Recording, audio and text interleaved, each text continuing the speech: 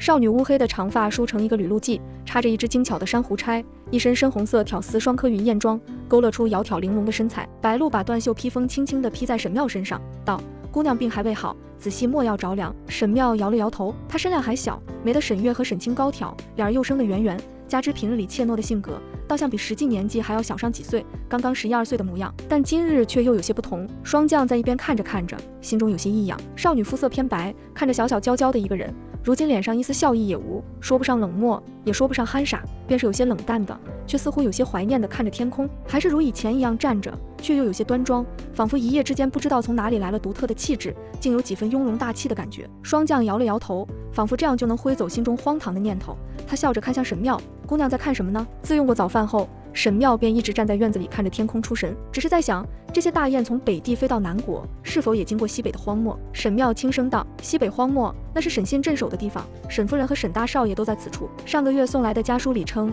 京城才刚刚寒凉，西北已经百草枯折，小雪渐生了。姑娘是想老爷和夫人了吧？”霜降笑道：“等年关老爷就回来了，届时看到姑娘又长高了，不知道有多欢喜。”沈庙笑了笑，嘴角有些发苦。1年1度才能回定京的大将军，归来后的第一件事便是面对自家女儿不知廉耻、自奔为妻的笑话，甚至以死逼嫁，能有多欢喜？更何况他心心念念要嫁的，还是个不过想利用沈家兵权夺嫡的小人。夺嫡鱼龙混杂，沈家本不愿掺和，偏偏被他盲目的爱情拉下了水，最后落得一个满门覆灭的凄惨结局。沈庙闭了闭眼，不过短短半年时间，足以发生太多事情。自从他及笄以后，他的婚事便成为东院随时可以拿捏的把柄。似乎也是从这年及笄开始，东院仿佛卸下伪装的恶兽，一步一步把他逼入了死胡同，回不了头。姑娘，姑娘！白鹿见小主子神情有异，抓着披风的指尖关节泛白，不由得轻声唤道。沈庙回过神来，见谷雨小跑着过来道：“姑娘，荣景堂那边的过来催了。”荣景堂，沈老夫人住的地方。一大早，老夫人便差身边的丫头来看沈庙，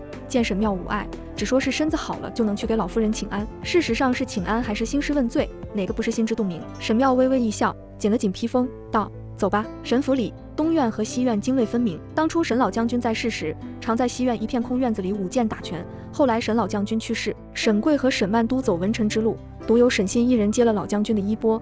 那片空院子连着西院一起给了沈信。东院宽大，住了大房、二房和沈老夫人3家人。待拐过长长的走廊，经过修剪的精致无比的花园，才走到荣景堂门口。大约是为了彰显书香之气，荣景堂布置得极为风雅，门口挂着竹心雅逸的牌匾，松鹤做成的铜把手精巧灵动。五姑娘来了，沈老夫人身边的喜儿道。沈庙一脚踏入荣景堂，荣景堂里是一副其乐融融的画面，人几乎都到齐了。沈家2夫人任婉云和沈家3夫人陈若秋站在老夫人下手，沈清拿着一盘点心坐在老夫人身边，另一边坐着沈家2房所出的弟弟沈元博。沈元博才5岁，胡乱抓着点心就要往老夫人嘴里塞，逗得沈老夫人笑得前俯后仰。似乎没有一个人注意到沈庙的出现，直到沈月笑着道：“五妹妹怎么现在才来？七弟都要把糖蒸酥酪吃完了。”沈庙颔首，身子大约还未全好，走2步有些晕，路上歇息了一阵，所以来迟了。荣景堂里的人都默了一默。沈月要说他托大来的晚，他倒也不怕点出沈老夫人倚老卖老，不顾孙女身子就要人过来请安的道理。片刻后，任婉云笑道：“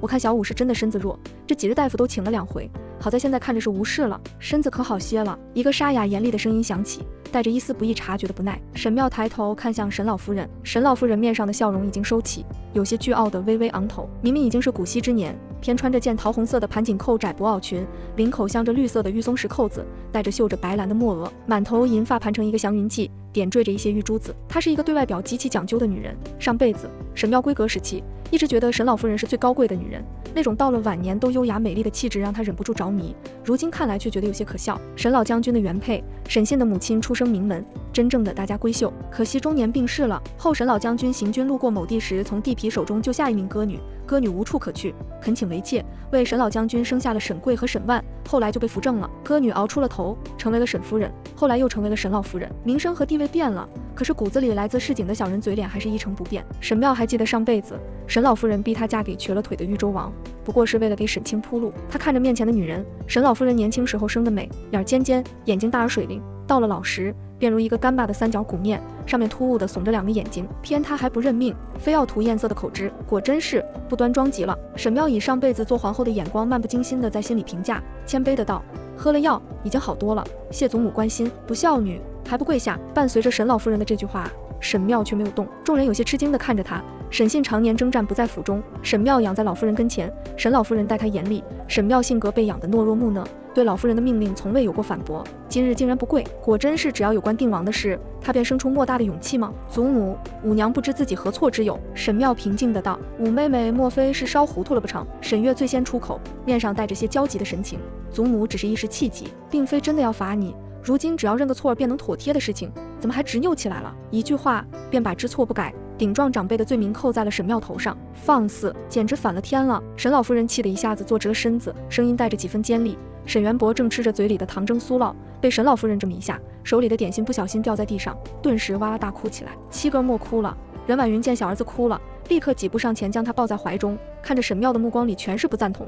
武娘，你是疯了不成？谁叫你顶撞的长辈？沈妙看向任婉云，二夫人任婉云身材丰腴，穿着松蓝色盘丝云锦长缎衣，面色红润，白白胖胖，看上去和气诱人善，平日里总是带着笑容，掌家之权握在手中，沈府上上下下都敬她处事公正分明，是个当之无愧的好媳妇儿。沈妙也曾这么觉得，直到后来自己出嫁的时候，沈信几乎将自家大半财产都添做了嫁妆，可最后到了定王府，嫁妆却寥寥无几。为什么呢？自然是被任婉云扣下了。任婉云将嫁妆里值钱的东西扣了下来，店铺也换了主人，沈信又不在京城，自己傻乎乎的嫁到定王府，却因为嫁妆问题受尽了定王府上上下下的白眼，都亏了这位好婶婶的公正。二婶此言也是认为武娘做错了。沈妙轻声道：可武娘不知道自己哪里做错了。蠢货！沈老夫人没忍住，当即大骂起来：你小小年纪不知廉耻，偷看定王殿下，把我们沈府的脸面都丢尽了，还敢与我顶嘴？谁教你的规矩？如此上不得台面！沈妙心中微叹，沈老夫人平日里架子拿得十足，可一旦开口，定是歌女作风无疑。哪家高门大户的老夫人会如此破口大骂？简直如三教九流那姚姐儿一般。上辈子沈妙还不觉得，当过皇后以后再看，便觉得与沈老夫人说话都是降低了身份。偷看定王殿下，她歪着头困惑地问。沈月忍不住开口道：武妹妹，虽然知道你爱慕定王，可是因为偷看定王而让自己掉下水中，实在是有损府上颜面，而且定王殿下定是心中不喜。武妹妹，你还是寻个机会给定王殿下道歉吧。爱慕定王，给定王道歉，哪个女人愿意在自己心爱的男人面前失了脸面呢？上辈子沈月也是这么说的。沈老夫人深以为然，沈妙觉得难堪，抵死不从，便被沈老夫人一怒之下关了禁足。一句话就是因为爱慕定王而不知廉耻，毁了自己名声，还连累府上。沈月看着温柔典雅，心思却如此叵测。沈妙忍不住看了他一眼。沈月话音刚落，便瞧见沈妙朝自己看过来，那双葡萄一般黝黑的眼睛竟然分外清透，似乎含着什么特别的意思，让他不禁一愣。下一秒便听得沈妙淡淡的声音传来：二姐姐，什么爱慕定王殿下，这话可不能胡说。如今武娘也是急接了的姑娘，这么说话怕是会坏了武娘的声誉。沈月愕然，沈妙爱慕定王，全京城的勋贵圈子都知道。沈妙虽然没有明说过，可是言行举止都不加掩饰，怎么现在却矢口否认了？她笑道：武妹妹，这里都是自家人，这些事情无可厚非。二姐姐，正说着，沈妙突然高声打断她的话，严厉道：二姐姐慎言，所谓祸从口出，定王殿下天皇贵胄，我们身为簪缨世家，更应谨言慎行。从前是武娘年纪小不懂事，恐是做了些许惹人误会之事，可前日之事却是个教训，武娘以后自会约束言行，还请二姐姐莫要说这样的话。一番话不仅沈月，屋里所有人，包括沈老夫人都惊呆了。沈妙平日里柔柔怯怯，话都不曾大声说过，是个乖顺好拿捏的，何曾这么疾言厉色过？陈若秋眸光一闪，沈月年纪还小，到底不如她精明。她出身书香世家，却也不是没有头脑的，平日里又心气儿高，从来不肯服软。眼见自己女儿吃了亏，心下不悦，当即就温温柔柔地开口道：这爱慕不爱慕，武娘一句话就能说清，毕竟女儿家的心思谁能猜得透？可是武娘还得听三婶婶的一句话。你二姐说的不错，定王殿下身份高贵，无论如何都应去给他道歉才是。不错。沈老夫人也回过神来，道：明儿起便去给定王府下帖子，亲自登门道歉。沈妙几乎要气笑了，这话也就能骗骗上辈子这时候不知事的她。如今再看，她一个武将世家的嫡女，身份高贵，凭什么就要去给皇子登门道歉？这么一来，沈信的脸又往哪搁？恐怕明日起定京就又多了个笑话谈资。他也算是看明白了，老夫人就是看沈信这个原配出的大房不顺眼，巴不得大房整日出丑，最好是早点清他倒霉。沈信沈夫人不在定京，就拿他做法子，可天下哪里就有那么好的事？沈妙微微一笑，目光落在从一开始就一言不发的沈清身上，他道：大姐姐，当日我掉水的时候，只有你在我身边。沈清抬起头，面色沉静的点点头，他已经想好了，沈妙接下来肯定要说出自己推他掉水的事，可是沈清一点也不怕。沈家如今做主的是老夫人和任婉云，沈妙也就面上站着个小姐的名头，实质上不过是个三房不管的女儿罢了。只要一口咬定没有，老夫人和任婉云都会向着自己，届时沈妙说谎，定会被老夫人厌弃，甚至重重处罚。活该，谁让她一个粗鄙无知的女儿也想跟自己抢定王？当日怎么就没淹死她？大姐姐，当日也看到了定王殿下吗？可沈妙问的话却不是这个。看到了，沈清答道。那便是了。前日里，明明是我与大姐姐在池塘边上玩耍，不小心落入水中，恰好被路过神府进来问二叔要书画的定王殿下遇到罢了。神庙摇头，若我是去偷看定王殿下，我从哪里得来的消息？二叔和三叔的小厮没道理给后院传话，我怎么会知道定王殿下会突然来神府找二叔要书画？莫非是未卜先知？或者他悠悠开口，难不成定王殿下给咱们府上下了帖子？沈清不明白沈庙说这么些话是什么意思，皱眉就要反驳，却听得自己母亲任婉云突然开口喝道：“大姐儿！”声音带着无法掩饰的惶急。沈庙扫了一眼面色苍白的任婉云和神色骤然紧张的陈若秋，微微笑了。他就说嘛，这府里这么多精明人，怎么会听不出来？傅修仪前日来沈府，是路过沈府的时候，想起曾跟沈贵的下棋的赌注，找沈贵要一幅画。现在沈庙说提前下了帖子，如今皇帝最讨厌臣子和皇子走得太近，若是特意下了帖子，下帖子聊什么？未来的储君大计，世上千千万万耳目，谁知道沈府里会不会有天界的眼线？有些话是说也说不得的。沈庙一句话就把女儿家的品行上升到臣子的忠诚问题。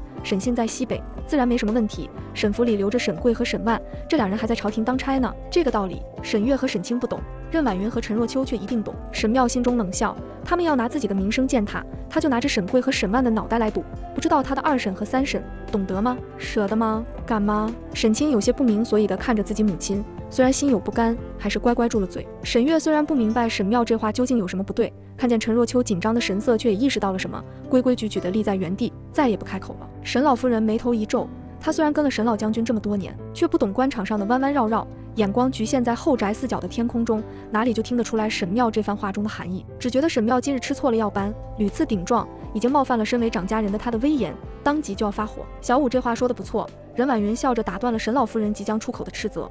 本来就是一场误会，这钱塘的事情怎么能传到后院呢？都是不巧撞上罢了。定王殿下心胸开阔，不会将小孩子家的玩闹看在眼里，一切都是误会。可怜我们小五落了水又受了惊，真正是委屈极了。沈老夫人张了张嘴，对二媳妇突然打断自己的话有些不满。可是任婉云娘家是名其赫赫有名的商贾之家，平时许多用度都是这个二媳妇补贴，她虽然不满，却也不愿意得罪她。当时冷哼了一声，却没有继续说下去。陈若秋也意识到了什么，忙顺着任婉云的话道：“就是月姐儿、青姐儿，以后千万莫要再提刚才的话了。本就是小五不小心落水，恰好被定王殿下看到罢了，世上哪还没个巧合？”他笑着看向沈庙：“小五，老夫人也是心疼你，并非真的生你气。”沈庙看着面前的女子，沈月长得随陈若秋，气质也像。陈若秋又是出身书香世家，眉目婉约秀丽，平日里走个路说个话都是温温柔柔的，美却不轻佻。这么一个书卷味浓的女子，也是看着个好乡女的。谁知道后来的事呢？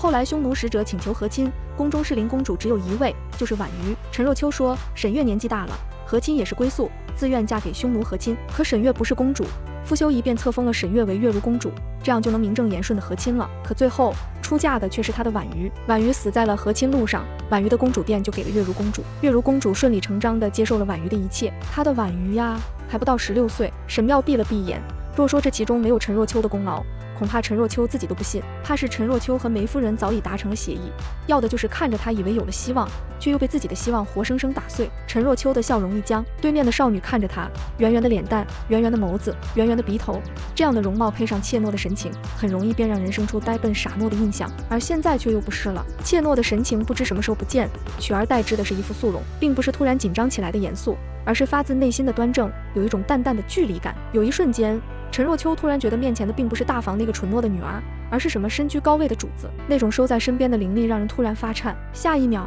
便见少女对他弯了弯眼眸：“我省的。”三婶婶现在也觉得小五没错了吧？